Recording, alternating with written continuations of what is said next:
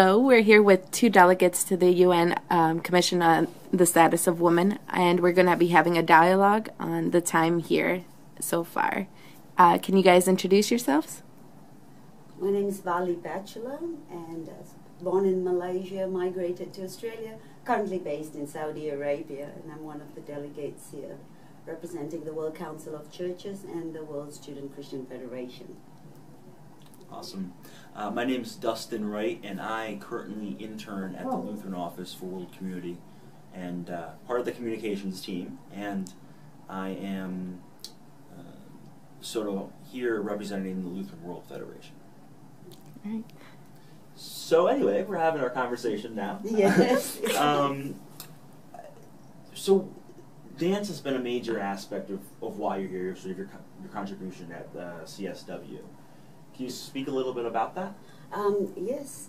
I've been involved in 10 years of work in using dance and arts and intercultural movements. And I found that the medium of dance is cathartic, it's liberating, it unites, it strengthens, it heals, it improves health, and it's got a tremendous way of bringing people together.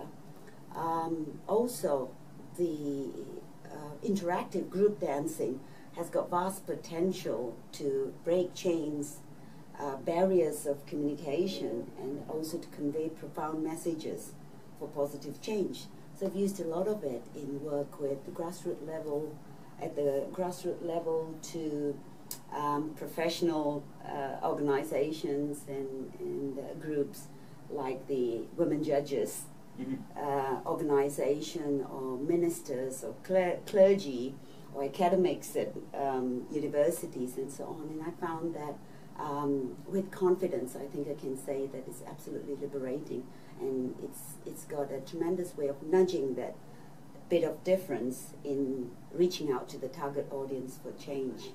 So that's one of the main reasons why I continue to use dance and invite and include people into dancing. Also, while I'm at it, if I may say that I've noticed that dance is also very expressive of the hurts of people who've been violated, as well as it being liberating and cathartic to participants who participate in group dance activities.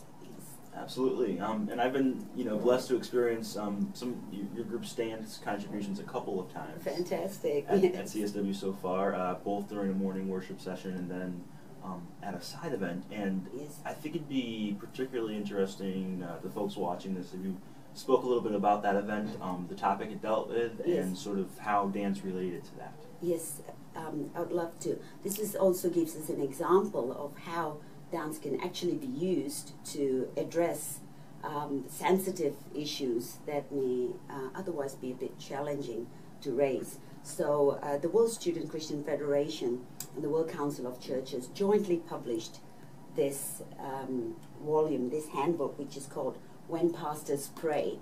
And it's an issue that it addresses the issue of clergy sexual violence against women. And yes, we've heard a lot about clergy sexual abuse of children, but not so much so, and very little has been done on the violence of women. And so this volume was actually breaking a long-standing silence that was actually undermining the very foundations of the institutional Christianity. That's clergy sexual abuse of women. So while it could be just another panel discussion at the CSW, we actually introduced dance. So this panel, this event that we had, started off with a dance to the song Break the Chain, which is currently the 1 Billion Rising campaign, where we've got people dancing around the world using this song, very profound words. We started off with that, and then we had the panel talking about the issue, and Marie Fortune, who's a senior analyst in clergy, in sexual violence and domestic violence in faith-based organizations, gave us incredible insights about the issues that left the audience almost gasping in shock about the actual prevalence of these issues that we can all we'd all rather not hear about. And then we did a little bit of introduction on the book, and we hit on into group dancing activity, and that was fantastic because all the participants joined in, except for two persons who were on the video and on the camera, and there was drumming, Jamaican drumming to Bollywood, Indian Bollywood dancing. It was almost contagious, infectious, and towards the very end there was a long queue of people just wanting to speak and interact and actually wanting to know more about it and taking it forward. So all those aspects and benefits of group interactive dancing that I spoke about was almost evident quite clearly in that hour and a half long parallel event, and that was fantastic. Yeah, you were there too as a male, and maybe you can tell us about what you felt. Sure. Well, for me, you know, I'm here for a year-long internship at the UN, and Yes. one of the things I've been exposed to quite a bit has been a lot more, many more of the kind of more conservative groups at the UN sort of really kind of blocking a lot of progress on gender equality issues in a variety of ways. Yes. And so as part of that, and as part of, frankly, to a lot of the issues we were talking about in terms of clergy sexual abuse of women, at the heart of that has been, I think for much of the Christian tradition, throughout its history, it's had a difficulty sort of talking about the body and sort of living in our bodies as people of faith. Yes, the human body. Yeah. Yes, yeah. And seeing the dance your group was doing a couple times, it really made me think about how an essential aspect of moving gender equality forward, of working to eliminate violence against women and girls, all forms of it, really is sort of key aspect of that is really the need to reclaim the body as a holy vessel, as something that is a good thing. And so when all the dancers were dancing sort of in a sort of a liberating fashion, sort of making these positive movements, it was sort of a reclaiming of the body. And to me, I just thought that was so powerful and something so needed in our church today. Yes. So. Wow, Yeah. that's fantastic. Did you feel at all that it related to the message, the panel discussion and the message, which was deep? Did it help to accentuate the message, or could you see a relationship between the dance and the panel discussion and the actual issue itself that was addressed? Absolutely. When I had first heard about the event and first heard that there was going to be a dance component, I was like, oh, that sounds almost kind of silly, quite frankly. Like, that's a really serious topic, and then dance, which is, not as serious of a thing in a way, often thought perceived that way. Exactly, Yes, exactly. yes.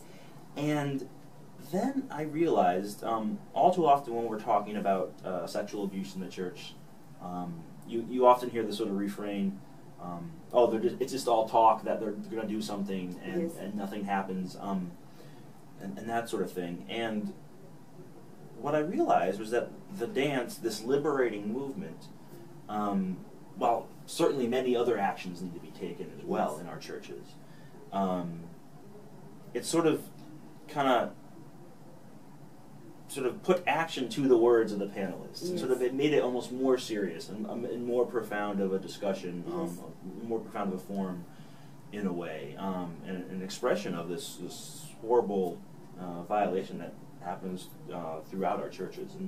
And so, I thought that was one more contribution that the dance added to the event. Wow, that's really good to hear. Also, I found that there's a barrier for men to come forth at ease to dance and liberate the body because of societal perceptions and layers that's been placed on men. However, traditionally, in my years of work in dancing, I do know for a fact that dance was originally something that men did, from tribal dancing and so on, but now it's a women's dance thing, and it's often a bit of an obstacle for men to be involved. And it was wonderful to see men like you stepping forward when it was infectious, the energy. Yeah. So thank you for that.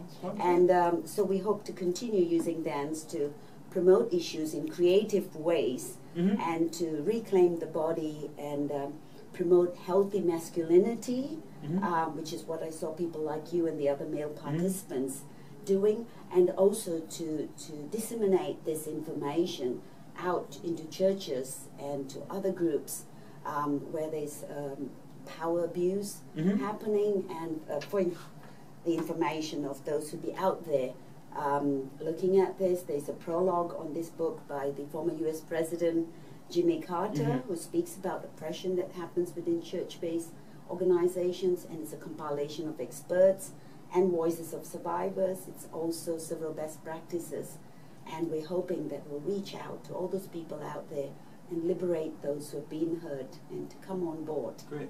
And when is that being released? I know it's just been published. Or... Yes, it was just published on time for this event. Yeah. But it will be available in Amazon, I know, from April, and also to the US market and the UK market through the World Council of Churches publications. So we'd urge everyone to get a copy of the book and to hopefully use it in theology colleges, has a manual, a handbook, a manual, and in churches. And we've got so many of the participants who came on board and want to be ambassadors promoting it. And I think that was the power of dance and arts, you know. So thank you for being part of Excellent. it. Yes. All right. Well, thank you so much. It was a great experience. So. Thank you. Thanks.